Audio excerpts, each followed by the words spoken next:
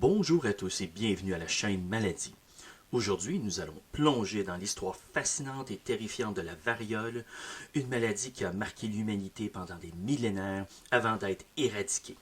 Nous allons explorer ses symptômes, son impact historique et ses efforts héroïques qui ont conduit à son éradication. La variole est un fléau redouté. Elle tuait un malade sur 5. Chez les adultes, près d'un malade sur 3. Quand elle ne tuait pas, elle laissait souvent un visage grêlé, marqué à vie. Elle est toujours restée hors de portée d'un traitement efficace. Contexte historique. L'histoire de la variole est aussi ancienne que celle de l'humanité. Des preuves de la maladie ont été trouvées dans les momies égyptiennes datant plus de 3000 ans. La première description décrite d'une maladie comme la variole est apparue en Chine au 4e siècle de notre ère. Les premières descriptions écrites sont également apparues en Inde au 7e siècle et en Asie mineure au 10e siècle. La variole a ravagé des civilisations entières, causant des millions de morts à travers les siècles.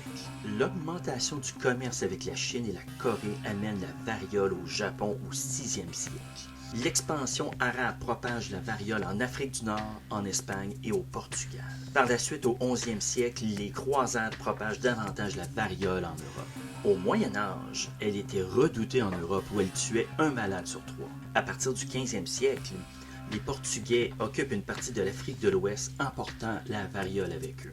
Les colons européens et la traite des Noirs africains importent la variole dans les Caraïbes, l'Amérique centrale et l'Amérique du Sud. Au 17e siècle, les colons européens apportent la variole en Amérique du Nord. Et des explorateurs venus de Grande-Bretagne apportent la variole en Australie. La maladie est arrivée dans ce qui est aujourd'hui le Canada avec les colons français au début du 17e siècle. Les peuples autochtones n'étaient pas immunisés contre la variole, ce qui a entraîné des taux d'infection et de mortalité dévastateurs. La variole a joué un rôle important dans les luttes entre les Français, les Britanniques et les Américains pour le contrôle de la région du Saint-Laurent. En 1732-1733, une épidémie de variole a ravagé Louisbourg, une colonie française située dans ce qui est aujourd'hui la Nouvelle-Écosse.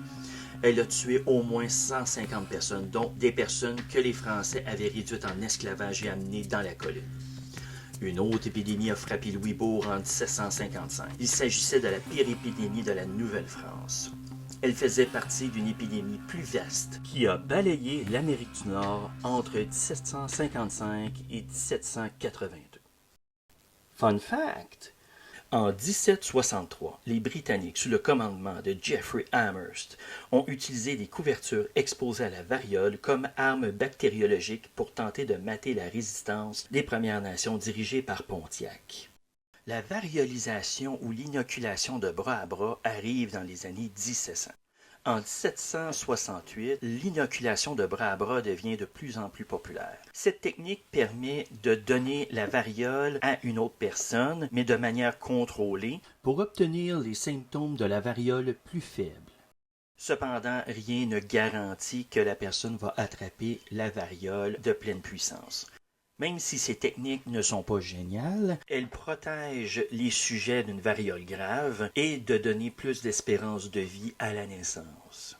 En 1800, les progrès de la vaccination ont permis de contrôler la propagation de la variole. Les efforts de santé publique ont également permis de réduire les taux d'infection.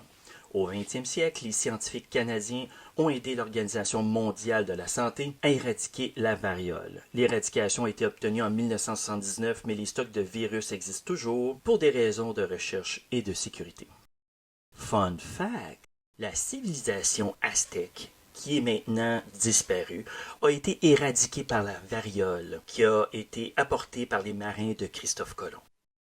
La variole, également connue sous le nom de petite vérole, est une maladie virale extrêmement contagieuse, causée par le virus variolique.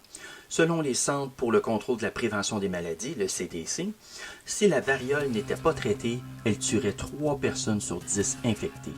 Et ceux qui survivraient gardaient souvent des cicatrices. Le risque de décès était d'environ 30%, avec des taux plus élevés chez les bébés. Souvent, ceux qui survivaient avaient de vastes cicatrices sur la peau et certains étaient devenus aveugles. Avant que la variole ne soit éradiquée, elle se transmettait principalement par contact direct et assez prolongé entre les personnes. Les patients atteints de variole devenaient contagieux dès l'apparition des premières plaies dans la bouche et la gorge. Ils transmettaient le virus lorsqu'ils toussaient ou éternuaient et que les gouttelettes provenant de leur nez ou de leur bouche se propageaient à d'autres personnes. Ils restent contagieux jusqu'à leur dernière croûte de variole.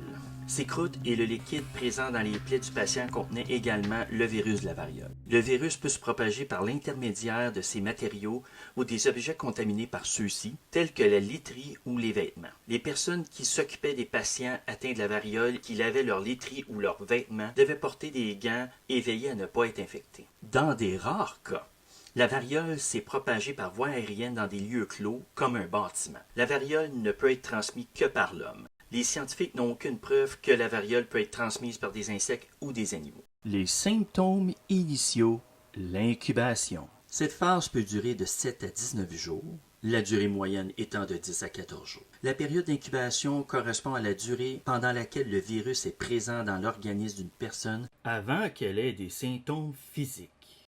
Pendant cette période, elle n'a généralement aucun symptôme et peut se sentir bien. La personne n'est pas contagieuse. Les premiers symptômes. Cette phase dure de 2 à 4 jours. La variole peut être contagieuse pendant cette phase, mais elle l'est surtout pendant les 2 phases suivantes. Les premiers symptômes sont une forte fièvre, des douleurs à la tête et au corps, parfois des vomissements. À ce stade, les personnes sont généralement trop malades pour poursuivre leurs activités normales. Cette phase est la plus mortelle. Au 4e jour, les lésions cutanées se remplissent d'un liquide épais et opaque et présentent souvent une bosse au centre. Cette phase dure environ 4 jours. C'est à ce moment-là que la personne est la plus contagieuse. L'éruption cutanée commence par de petites taches rouges sur la langue et dans la bouche. Ces taches se transforment en plaies qui s'ouvrent et répandent de grandes quantités de virus dans la bouche et la gorge. La personne continue à avoir de la fièvre. Une fois que les plaies dans la bouche commencent à se désintégrer, une éruption cutanée apparaît sur la peau, commençant sur le visage et s'étendant aux bras et aux jambes, puis aux mains et aux pieds. En général, elle s'étend à toutes les parties du corps dans les 24 heures.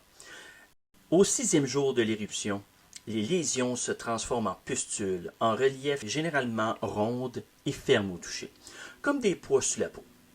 Ce stade dure environ 10 jours. Après environ 5 jours, les pustules commencent à former une croûte. À la fin de la 2e semaine suivant l'apparition de l'éruption, la plupart des lésions ont formé une croûte. À la fin de la 2e semaine suivant l'apparition de l'éruption cutanée, la plupart des plaies ont formé des croûtes. Cette phase dure environ 6 jours. Les croûtes commencent à tomber, laissant des marques sur la peau. 3 semaines après l'apparition de l'éruption, la plupart des croûtes seront tombées. 4 semaines après l'apparition de l'éruption, toutes les croûtes doivent être tombées. Une fois que toutes les croûtes sont tombées, la personne n'est plus contagieuse, mais reste défigurée, cicatrisée à vie.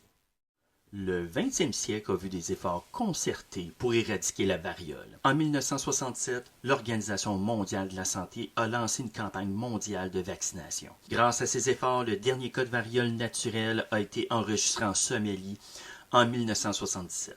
En 1980, l'OMS a déclaré officiellement la variole éradiquée, faisant de cette maladie la première à être éliminée par l'homme. Aujourd'hui, la variole reste un sujet d'étude important.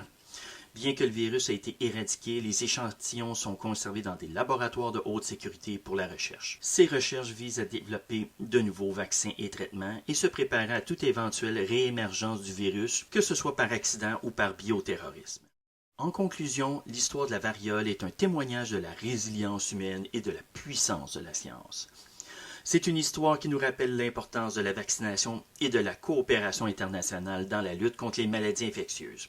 Restez à l'écoute pour plus d'histoires fascinantes des maladies qui nous entourent. À bientôt. Venez nous visiter et n'oubliez pas de vous abonner sur la chaîne pour d'autres émissions et bonus.